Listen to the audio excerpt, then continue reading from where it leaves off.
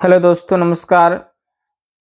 आज फिर क्लास 10वीं के संस्कृत के पाठ 6 यानी षष्ठ पाठ के साथ प्रस्तुत हूँ और भारतीय संस्कारा आपके सामने पढ़ाने वाला हूँ।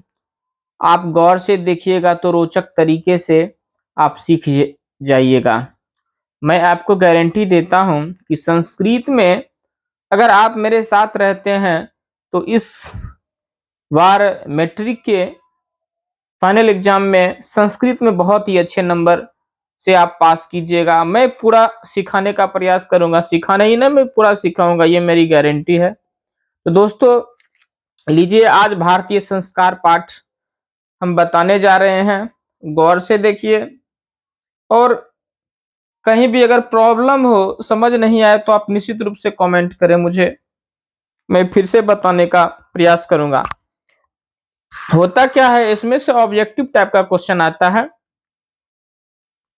उसके वह भी सॉल्व हो जाएगा, हिंदी में क्वेश्चन रहता है।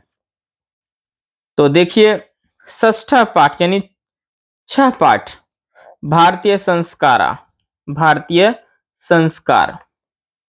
नेक्स्ट पंक्ति में आते हैं। भारतीय संस्कारा कह अस्ति, क्या है? तो ये निबंध है। क्या है? भारतीय संस्कारा एक निबंध है। चलिए लाइन बाय इसकी चर्चा करते हैं।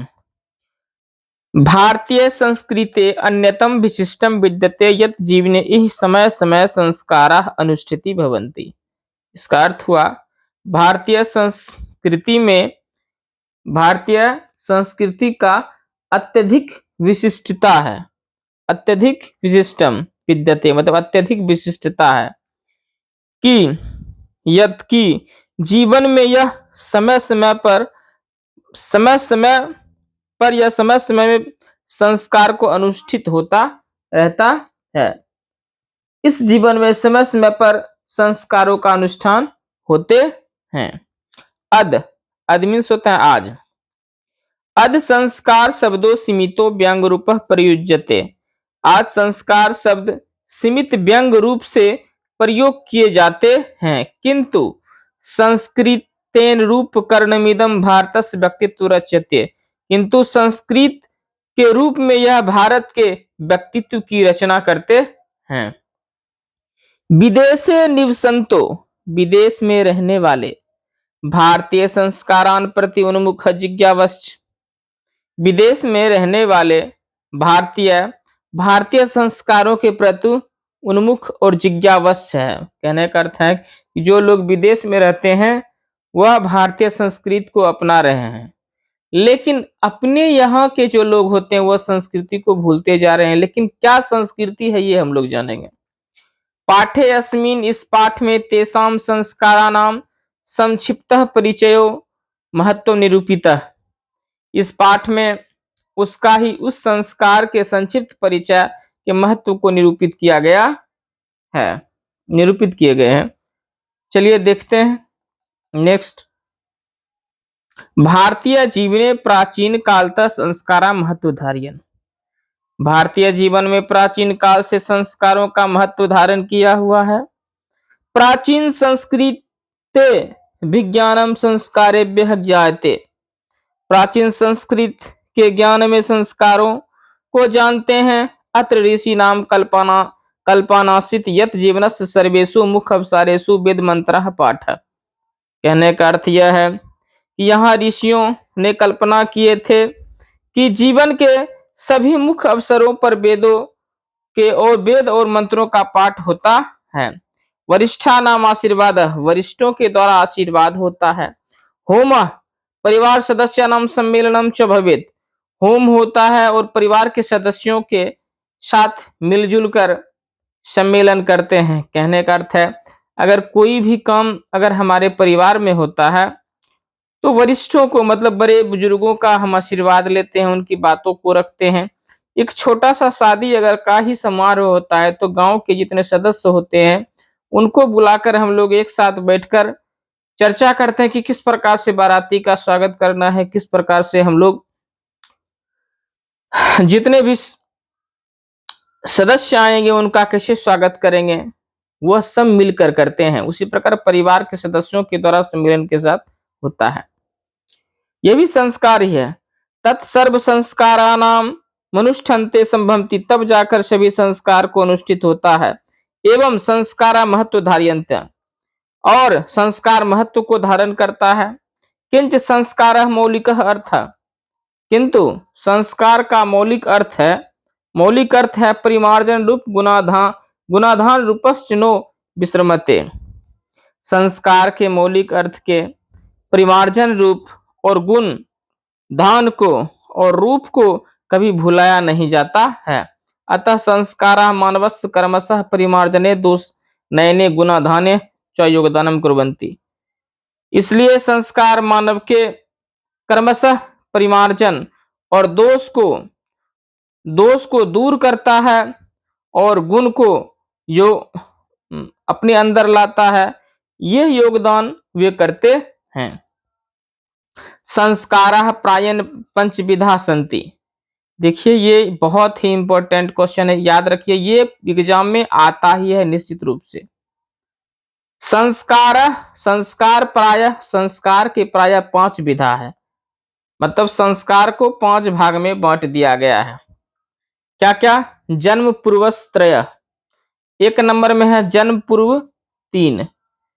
पहला होगा जन्म पूर्व, यानी जन्म से पहले 3 संस्कार होता है। शैशवासठ, शिशु अवस्था में 6 होता है। 6 होता है। शैक्षणिका पंच, शिक्षण के समय 5 होता है। गृहस्थ संस्कार विवाह रूप 1, गृहस्थ संस्कार विवाह 1 होता है। मरणोत्तर संस्कार चेक, और एक मरने के बाद होता है। एवं 16 संस्कार भवन्ति, और 16 संस्कार होते हैं। इसका मतलब हुआ कि संस्कार कितने होते हैं? तो संस्कार 16 होते हैं। ध्यान कीजिए कैसे कैसे 16 होता है। जन्म से पहले 3, शिशु काल में 6, शिक्षण काल में 5, गृह संस्कार 1, मरणोत्तर संस्कार 1, मतलब गर्भ मरने के बाद 1 होता है, जिसको अंत्येष्टि कहते हैं। आगे चर्चा है। जन्म से पहले 3, शिशु अवस्था में 6, 6 3 9, और शिक्षण काल में 5, तो 9 5 14, गृहस्थ संस्कार 1 7, 14 1 15, और मरने के बाद अंत्येष्टि संस्कार होता है 16। यानी संस्कार कितने होते हैं? 16 होते हैं। लिख लीजिए कि 100% एग्जाम में ये आएगा ही। तो संस्कार के कितने भेद होते हैं, या कहेंगे संस्कार कितने होते हैं, संस्कार की कितने विधा है। अगर कहेंगे संस्कार कितने विधा है, तो संस्कार के 5 विधा है। कहेंगे संस्कार कितने होते हैं, संस्कार 16 होते हैं, यह याद रखना है। देखिए नेक्स्ट, जन्म पूर्व संस्कारेषु गर्भधान। जन्म से पहले जो संस्कार होता है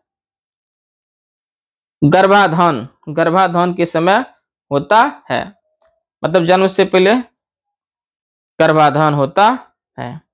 नेक्स्ट देखते हैं।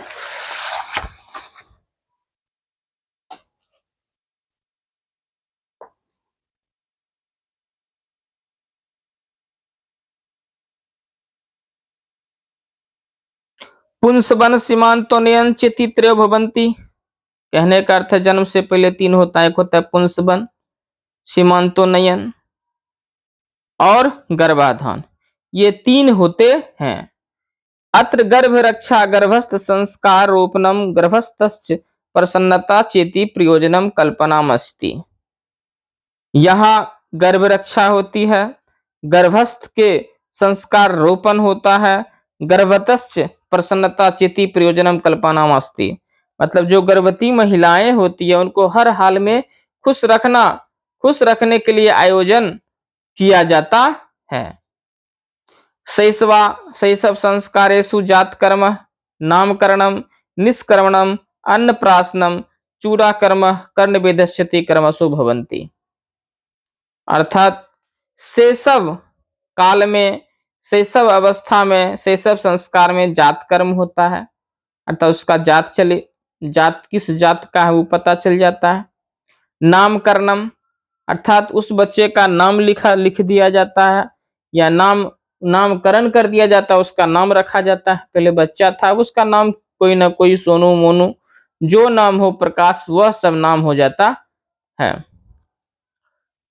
निष्कर्मणम, निष्कर्मण का मतलब होता है बाहर निकालना। मतलब 6 दिन जब हो जाता है, छठी जिसको कहते हैं, तो घर से बाहर निकाला जाता है।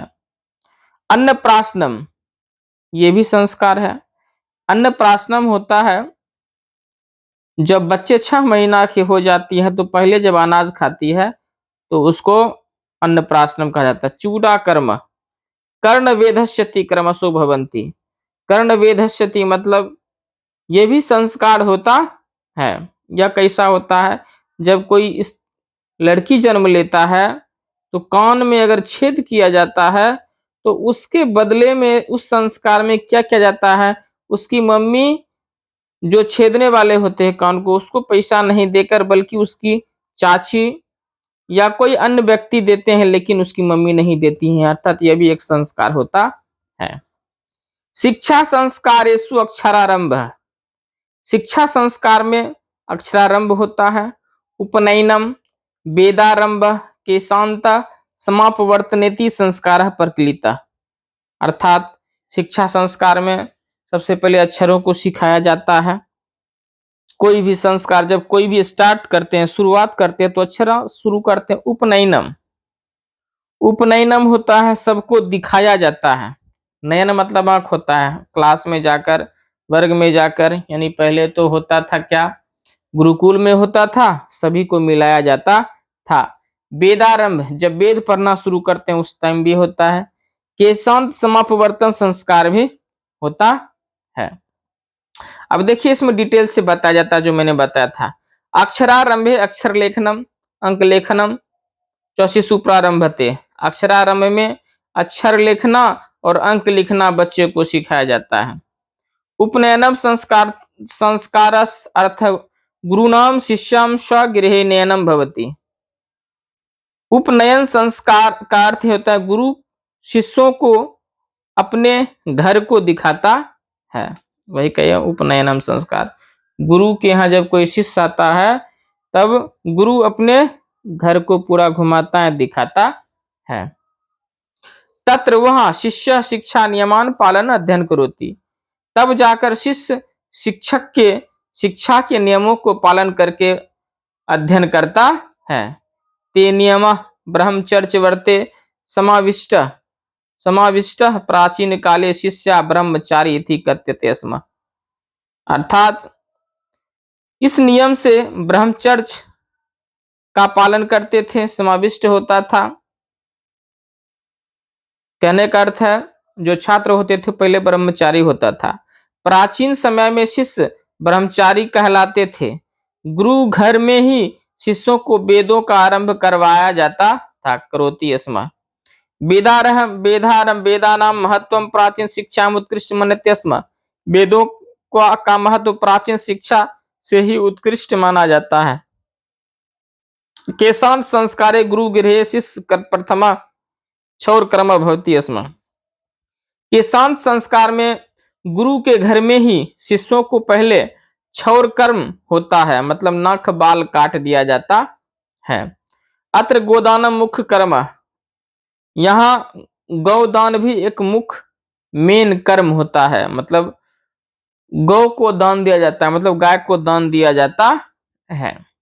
अतः साहित्य ग्रंथेषु अस्य नामांतरम गोदान संस्कारो भी लभ्यते, साहित्य ग्रंथों में इस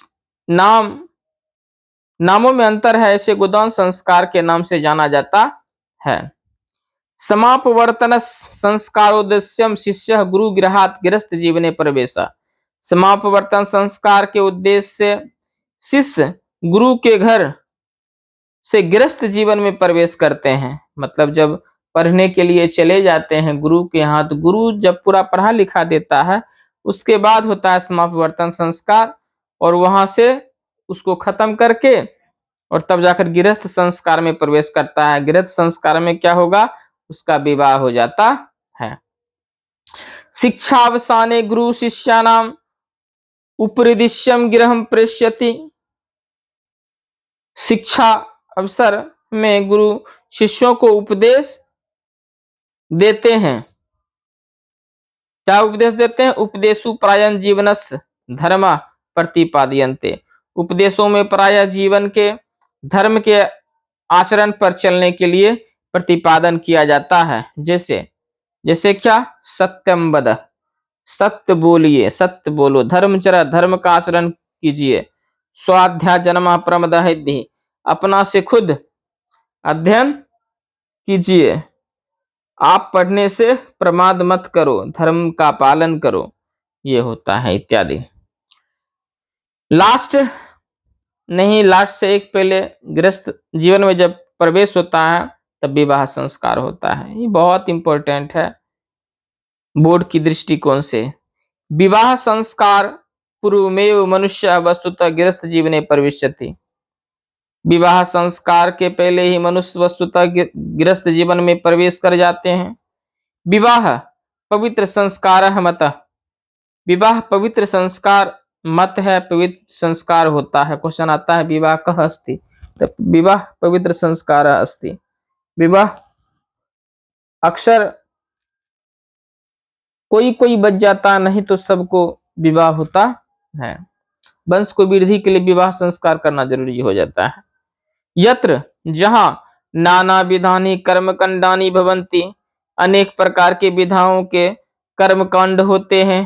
तेषु वाग्दानम मंडप निर्माणम वधूगृहे वर पक्ष से स्वागतम वर वधवो परस्परम निरीक्षणम कन्यादानम अग्नि स्थापनम पानी ग्रहणम लाजा होम सप्तपदी सिंदूरदानम इत्यादि। कहने का अर्थ होता है कि जब शादी होता है तो अनेक प्रकार के कर्म कांड होते हैं। कौन सा कर्म कांड होते हैं? वाग्दानम मतलब बातचीत होता है, गार्जियन के बीच में, अभिभावक के बीच में बातचीत होता है।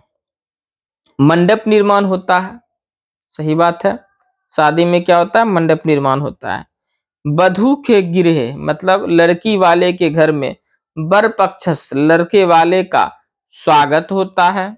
वर वधवो परस्परम निरीक्षण, लड़का और लड़की को निरीक्षण किया जाता है, पहले देखा जाता है कि शादी जो हो रहा है वो सही है कि नहीं। कन्यादानम, शादी में कन्यादान किया जाता है, जिसकी बेटी होती है उसको कन्यादान किया जाता है। अग्नि स्थापनम, शादी के लिए अग्नि का स्थापनम होता है, अर्थात अग्नि के चारों तरफ घूमकर कसम खाया जाता है, जिसका गवाह अग्नि होता है। पानी ग्रहणम, हाथ को हाथ में दिया जाता है। लाजा होम सप्तपदी, 7 फेरा। सिंदूर दानम, सिंदूर दान इत्यादि ये सब कार्य होते हैं। सर्वत्र समान रूपेण विवाह संस्कार प्रायः आयोजनम भवति, सभी जगह समान रूप से विवाह संस्कार का आयोजन होता है। सभी जगह समान रूप से विवाह संस्कार का आयोजन होता है। तदंतरम गर्भधानादय संस्कार पुनरावर्ती जीवन चक्र भ्रमति, तब चलकर तब जाकर फिर जो जिससे शादी होता है वो गर्भाधान होती है, अर्थात गर्भ उसका होता है। और उसके बाद संस्कार पुनरावृत्ति मतलब पुनः फिर जीवन चक्र उसी प्रकार से घूमता रहता है। जिसकी शादी होती है उसका बच्चे होते हैं, और बच्चे होने के बाद फिर से वहां से संस्कार उस बच्चे का शुरू हो जाता है। मरना दंतरम अंत्येष्टि संस्कार अनुष्ठित, गौर से देखिए क्या बोले? मरने के बाद, मरणादंतरम मरने के बाद अंत्येष्टि संस्कार अनुष्ठित होता है, मतलब मरने के बाद अंत्येष्टि संस्कार होता है सबसे लास्ट। एवं भारतीय जीवन दर्शनस महत्वपूर्ण उपादानम संस्कार इति, एवं मतलब होते हैं और भारतीय जीवन दर्शन के महत्वपूर्ण उपदान संस्कार है। कहने का अर्थ यह है कि भारतीय संस्कारों में सबसे लास्ट अंतिम संस्कार जो होता है, अंत्येष्टि जो होता है, वो भी बहुत महत्वपूर्ण होता है, और भारतीय जीवन के दर्शन में इसको स्थान दिया गया है, यह महत्वपूर्ण स्थान होता है। तो एक बार पुनः इस बात की चर्चा करते हैं। पाठ तो खत्म हो गई, लेकिन इसमें से जो क्वेश्चन आता है, प्रश्न आता है, वो हिंदी में आता है। तो अगर आप देख रहे हैं तो निश्चित रूप से आप इसको नोट कर लीजिए। इससे क्वेश्चन जो आता है, पहला नंबर क्वेश्चन मैंने बताया था, संस्कार कितने होते हैं? तो संस्कार 16 होते हैं। देख लीजिए, यहाँ मैंने बताया था 16 संस्कार। संस्कार जो होता है 16 होता है। कैसे कैसे होता है सो बताते हैं, ध्यान से देखिए। 16 संस्कार होते हैं, लेकिन अगर आपसे पूछा जाए संस्कार के कितने विधा है, संस्कार को कितने भागों में बांट दिया गया, ये 5 विधा है। एक हो गया जन्म से पहले, मतलब जन्म से पहले क्या गो, 3 गो। एक है शिशु काल, दूसरा, तीसरा है शिक्षण काल, और चौथा है गृहस्थ संस्कार, और 5वां है मरने के बाद अंत्येष्टि। अर्थात कुल 16 संस्कार होते हैं। और इसी के साथ अपनी बात को खत्म करता हूं और भारतीय संस्कार पाठ लेकर आगे चलता हूं। तो दोस्तों, फिर से बताना चाह रहे हैं कि अगर आप अच्छे अंक से पास करना चाहते हैं, संस्कृत में अगर अच्छा अंक लाना चाहते हैं, इंग्लिश में अच्छा अंक लाना चाहते हैं, तो आप मेरे चैनल से जुड़े। गणित भी पढ़ाया जाएगा, लेकिन आप लोग अगर ध्यान दीजिएगा, सपोर्ट कीजिएगा, तो पूरा का पूरा सिलेबस इसी चैनल पर होगा। तो इसका हिंदी भी लेकर मैं आऊँगा और आपको अच्छा अंक मिलेगा। इसी बात के साथ मैं अपनी बात को समाप्त करता हूँ। जय हिंद, जय भारत। नेक्स्ट क्लास में मिलते हैं। आज 6ठ पाठ है, कल फिर पुनः 7वां पाठ के साथ मिलूंगा। जय हिंद, जय भारत।